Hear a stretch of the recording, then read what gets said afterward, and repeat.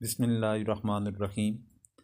आज आप हज़रात के सामने इंटरव्यू के दिन या किसी भी महफ़िल के अंदर अपना तारफ़ करवाने का तरीक़ाकार बतलाऊँगा। तो सबसे पहली बात तो ये है कि जिस वक्त इंसान इंटरव्यू के अंदर ख़ास तौर पर अपना तारफ़ करवाए तो वो किस अंदाज़ के अंदर तारफ़ करवाए, क्या तरीक़ाकार उसको अपनाना चाहिए। इंसान अपना तारफ़ करवाता है, उसके मुख्तलिफ़ तरीक़ाकार अपनाता है, गैर इरादी तौर पर और बसा औक़ात इरादतन भी उसके लिए मुख्तलिफ़ तरीक़ाकार अपनाए जाते हैं या मुख्तलिफ़ अंदाज़ के साथ इंसान अपना तारफ़ करवाता है। लेकिन ऐसा तारफ़ इंसान को करवाना चाहिए, इस अंदाज़ के साथ ऐसा तरीक़ाकार अपनाना चाहिए ताकि वो अपने तारफ़ के अंदर कई बातें उनके दिमाग के अंदर भी वो चीज़ें डालने का ज़रिया बन जाए।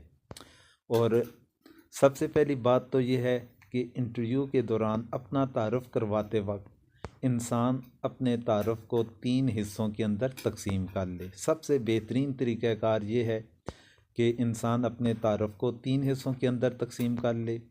हर एक का अपना अपना एक अंदाज़ है, तरीक़ाकार है, तजर्बा है, लेकिन हमारी नज़र के अंदर हमारे जो उस्ताद हैं तो उनकी नज़र के अंदर सबसे बेहतरीन तरीक़ाकार वो ये है कि इंसान अपने तारफ़ को इब्तदाई तौर पर 3 हिस्सों के अंदर तकसीम कर ले। अब 3 हिस्से किस अंदाज़ के अंदर तकसीम करेगा। पहला हिस्सा ये है कि इंसान अपना ज़ाती तारफ़ करवाए। फिर दूसरे नंबर पर इंसान अपनी तालीमी काबिलियत का इज़हार करे और तीसरे नंबर पर इंसान अपनी मौजूदा मसरूफ़ियात को ज़िक्र करे। सबसे पहली बात तो ये आ गई कि अपनी ज़ात का तारफ़ करवाना। अपनी ज़ात के अंदर इंसान किन चीज़ों का ज़िक्र करे अपनी, क्योंकि तारफ़ एक ऐसी चीज़ है कि जिसे ना ज़्यादा इंसान तूल दे, उसे ना ज़्यादा लंबा चौड़ा रखे, ना इंसान इंतहाई इख्तिसार के साथ करे, बल्कि ऐसा अंदाज़ अपनाए कि जो जामे भी हो और मुख्तसर भी हो, दूसरे बंदे को इंसान का मुकम्मल तारफ़ भी उस तक पहुँच पाए। ऐसा अंदाज़ अपनाना चाहिए। उसके लिए यह है कि इंसान सबसे पहले अपनी ज़ात का नाम का ज़िक्र करे, अपने वालिद मोहतरम का नाम बतलाए और जिस डिस्ट्रिक्ट से ताल्लुक़ रखता है, अगर आउट ऑफ डिस्ट्रिक्ट इंसान अपना तारफ़ करवा रहा है तो उस सूरत के अंदर अपने डिस्ट्रिक्ट का नाम बता दे, ज़िले का नाम बता दे। अगर ज़िले के अंदर ही है तो उस सूरत के अंदर वो अपने उस शहर का या अपने मुतल्लिका गाँव का या महल्ले का नाम बतला दे। अब इंटरव्यू ज़्यादातर पेशावर के अंदर होते हैं, KPK के या किसी भी सूबे से तल्लक़ रखने वाले हैं तो उनके सूबाई हेडक्वार्टर या मेन पॉइंट पे होंगे, तो इसलिए वहाँ पर ज़िले का नाम बतलाना ज़्यादा बेहतर है। तो उसकी मिसाल मैं देना चाहूँगा, इंसान अपना तारफ़ करवा ले जिस तरह मैं अपनी ज़ात का तारफ़ करवा रहा हूँ। फ़ाद हमीद वल्द अब्दुल हमीद, फ़ाद हमीद वल्द अब्दुल हमीद कह दे या फ़ाहद हमीद बिन अब्दुल हमीद, ये अल्फाज इस्तेमाल कर ले तो अंदाज़ ये आ जाएगा फ़ाहद हमीद वल्द अब्दुल हमीद ज़िला एबटाबाद से ज़िला एबटाबाद। तो ये आ गया अपनी ज़ात का तारफ़। अपनी ज़ात के तारफ़ के बाद दूसरा मल्ला आ जाएगा इंसान के लिए अपनी तालीमी काबिलियत का इज़हार करना। अपनी तालीमी काबिलियत के लिए अक्सर औक़ात हम देखते हैं कि जो अपना तारफ़ करवाने वाले हज़रात हैं वो इब्तदाई तालीम से लेकर आखिरी डिग्री तक एक एक डिग्री का नाम भी लेंगे, एक एक डिग्री की सन का नाम भी लेंगे, फिर उसके बाद टोटल मार्क्स, उसके अंदर ऑब्टेन्ड मार्क्स, तो ये चीज़ें और फिर परसेंटेज तक ये चीज़ें सारी उस चीज़ का इज़हार करते हैं। ये बहुत ज़्यादा लंबा चौड़ा इंटरव्यू बन जाता है, तारफ़ बन जाता है, तो उसके अंदर उकताहट भी दूसरे बंदे को सुनने वाले के लिए हो सकती है।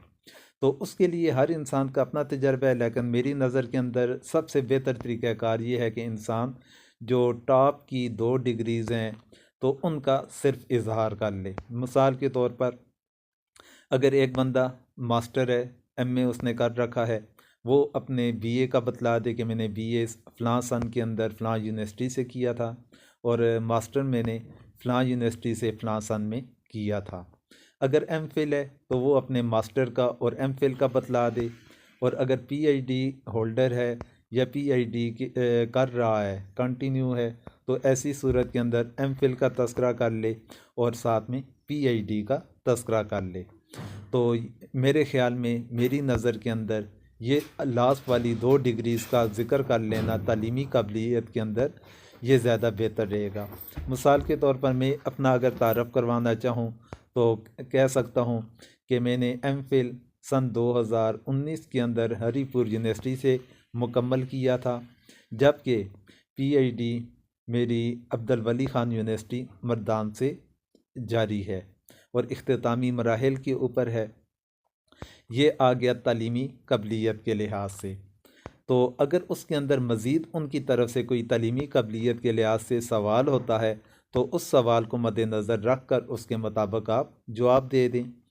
तो साथ में अगर इंसान तालीमी काबिलियत के अंदर इजाफ़ी कोई चीज़ है कि जो उन्हें इम्प्रेस कर सकती है, बात उनके ऊपर असरअंदाज हो सकती है, जिस तरह कि इंसान की तालीमी मैदान के अंदर कोई ऐसी एक्टिविटी है कि जो उनके ऊपर असरअंदाज कर सकती है, उसका इंसान इज़हार कर सकता है। मिसाल के तौर पर जो रिसर्च फील्ड के अंदर हैं, तो उन्होंने अगर कोई आर्टिकल शाया करवा रखे हैं तो उन आर्टिकल का भी इंसान तारफ़ अपनी तालीमी काबिलियत के अंदर कर सकता है।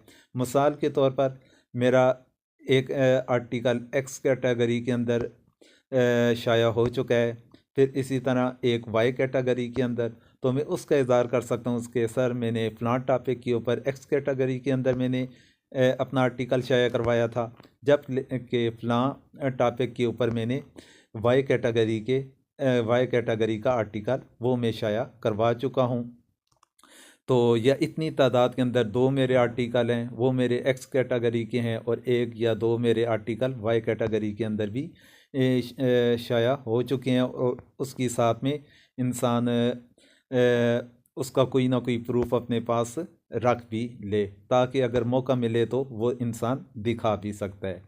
ये 2 चीज़ें आ गई। पहला आ गया ज़ाती तारफ़, दूसरे नंबर पर तालीमी काबिलियत। तालीमी काबिलियत के बाद तीसरा मरहला आ जाएगा इंसान का मौजूदा मसरूफियात, कि मौजूदा मसरूफियात के अंदर सर मेरी सर्विस चल रही है, मैं गवर्नमेंट सर्वेंट हूँ, तो मैं फ़लाँ सन के अंदर इस जॉब के अंदर इनरोल हुआ था और आज तक मैं इसी सर्विस के अंदर कंटिन्यू हूँ।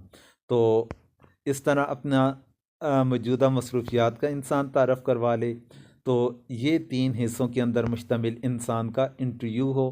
पहला हिस्सा इंसान का अपना ज़ाती तारफ़, दूसरे हिस्से के अंदर इंसान अपनी तालीमी काबिलियत, और तीसरे नंबर के ऊपर अपनी मौजूदा मसरूफियात।